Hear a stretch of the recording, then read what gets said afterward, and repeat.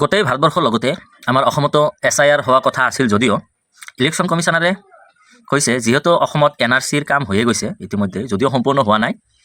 সম্পূৰ্ণ হোৱাৰ পথতে আছে সেইকাৰণে SIRটো নহয় আমাৰ অসমত হৈ আছে SR অৰ্থাৎ চিম্পল ৰিভিজন এইটো SIR নহয় মই এটা গাঁৱত বাস কৰোঁ আৰু গাঁৱলীয়া মানুহবিলাকে বহুত ভয়াতুৰ অৱস্থাত আছে বা ভয় খাই আছে যাৰ কাৰণে মোৰ ভিডিঅ'টো বনাব লগা হ'ল যে বহুতেই ভুল বুজি আছে ইয়াতে আপোনাক একো নালাগে এই কামটো হ'ল SR যেটো হৈ আছে চিম্পল ৰিভিজন ইয়াতে অকল আপোনাৰ যোনবিলাক মানুহ মৃত্যু হৈ গৈছে ভোটাৰ লিষ্টৰ পৰা নামটো কাটা হোৱা নাই সিহঁতৰ নামটো কাটি দিয়া হ'ব 2 নম্বৰত কোনোবা মানুহ নিউ বয়স হৈছে নাম উঠা নাই নামটো উঠাই দিয়া হ'ব 3 নম্বৰ কামটো হ'ল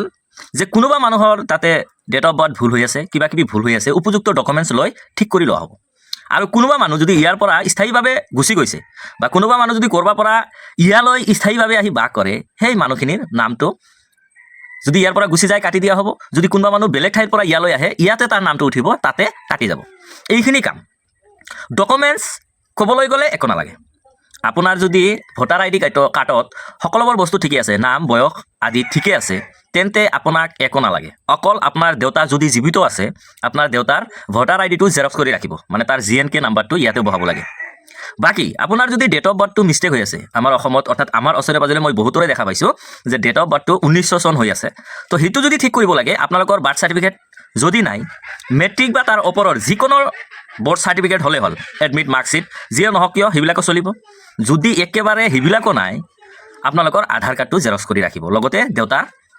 ভোটাৰ IDটো মানে GNK নাম্বাৰটো লাগিব কাৰোবাৰ দেউতা ঢুকাইছে সেইটো নালাগে ডেট বুলি লিখি দিব কোনো ভয় নাই ইয়াতে তো লগতে phone number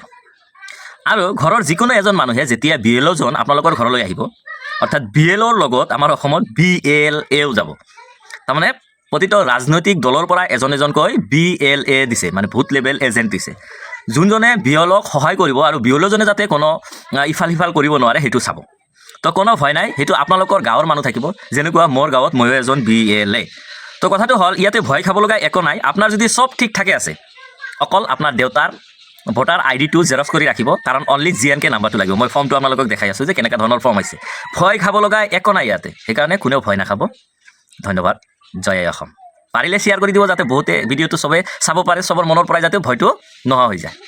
Purpose of the special revision মানে কি আছে first every eligible resident of Assam should be included in the electoral roll and every ineligible person should be removed from the electoral roll so this is the purpose of the special revision তার পিছত major activity যে আরম্ভ হ'ব BLO ঘৰে ঘৰে যাব না বাট এইটো প্ৰক্ৰিয়াত ইনমুলেশ্যন ফৰ্ম নাই কাৰণ এইটো ইন্টেনসিভ ৰিভিজন নহয় আপোনালোকে জানে ইন্টেনসিভ ৰিভিজন নাই এইটো যেতিয়া এই BLO যে কেজন আছে BLA লগত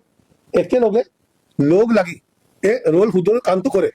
কাৰণ তেতিয়া গ্ৰাউণ্ড লেভেলতে পলিটিকেল পাৰ্টিৰ এজেণ্ট যে BLA তেওঁ BLA লগত লগ লাগি থাকে সো দ্যাট পিছত কোনো যে অভিযোগ নকৰে কি মানে ভুলকে নামটো কাটা গ'ল বা ভুলকে নামটো অন্তৰ্ভুক্ত হ'ল